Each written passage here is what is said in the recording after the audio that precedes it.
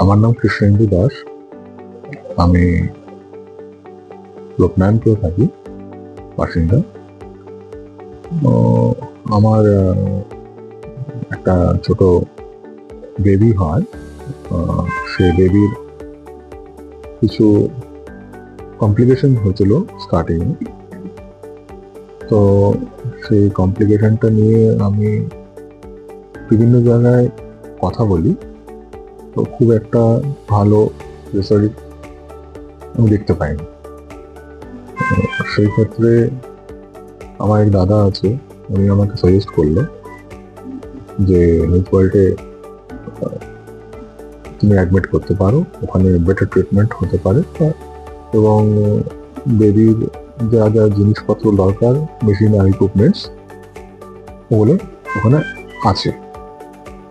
তো সেই তখন আমি রাত্রেবেলায় আসানসোল হেলথ ওয়ার্ল্ডে ছেলেকে নিয়ে এসে অ্যাডমিট করি,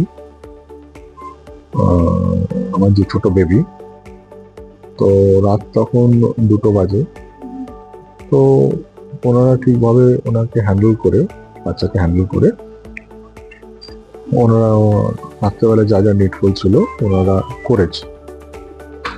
তো সকালবেলায় যখন আসি, তো ডক্টর দেবদীপ যিনি আছেন, ডক্টর চাইল্ড স্পেশালিস্ট, তো ওনার সাথে আমার ফার্স্ট মিট হয়, এবং উনি আমাকে সে পুরো ব্যাপারটাকে বুঝিয়ে বলে যে কি পজিশন থেকে কি পজিশনে আছে ব্যাপারটা।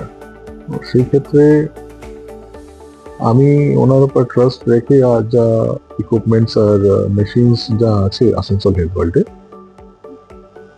আর ওনার উপর ট্রাস্ট রেখে আমি ওনার উপরে ছাড়লাম। তো উনি দায়িত্ব নিয়ে প্রত্যেক time to time over the ফোনে আমাকে কল করে আমার সাথে বসে ব্যাপারটা নিয়ে ডিসকাস করে টাইম টু টাইম যা যা নিডফুল ছিল উনি করেছে। এবং আমি যে ট্রাস্টটা ওনার উপরে রেখেছিলাম, সেই ট্রাস্টটা উনি পুরোপুরি টাইম টু টাইম আমাকে কনভে করেছে যে কি কারেন্ট পজিশন আছে, আমরা কি থেকে কি করছি না করছি, এবং খুব ট্যাক্টফুলি উনি এটাকে হ্যান্ডেল করেছে। আমরা লাস্টে ওনার উপরে এত প্লিজড যে আমরা ভাবতে পারিনি যে আমরা এরকম একটা ট্রিটমেন্ট পাবো। সত্যি কথা বলতে গেলে ইকুইপমেন্টসটা আজকে ডেটে খুবই নিডফুল একটা জায়গায়। সেই ক্ষেত্রে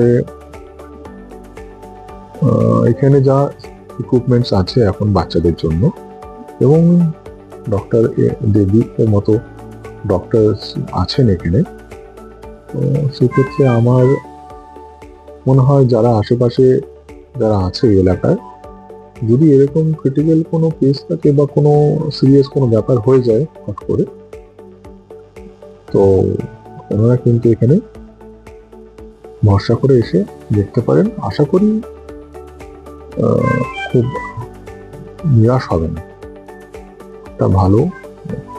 এবং এখানে যারা এনআইসি এর যারা স্টাফও আছে, ওনারাও খুবই হেল্পফুল, এবং ওনাদের ব্যবহার খুবই ভালো।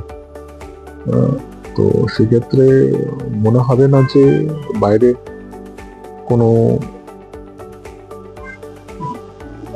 যে বাইরের মতো ট্রিটমেন্ট কোনো, মনে হবে যে একটা না ফ্যামিলির মতো হেল্প। তো আশা করি সবাই ভালো জিনিস যেটা হয় সবাই জানা উচিত, এবং সবার কানে যাওয়া উচিত। তাহলে কি হয়, অনেকজন বিপদের সময় বুঝতে পারে না যে কোন জায়গায় যাব কোন জায়গায় যাব, তো সেই সময় অনেকজন দিশা হারিয়ে ফেলে। তো আমার এটাই বক্তব্য যে আসুন, দেখুন, ট্রাই করুন, এবং ইকুইপমেন্টস আছে, জিনিসপত্র আছে, ভালো ডক্টরস আছে, এবং নিরাশ হবেন না, এই বেল্টের মধ্যে বেটার।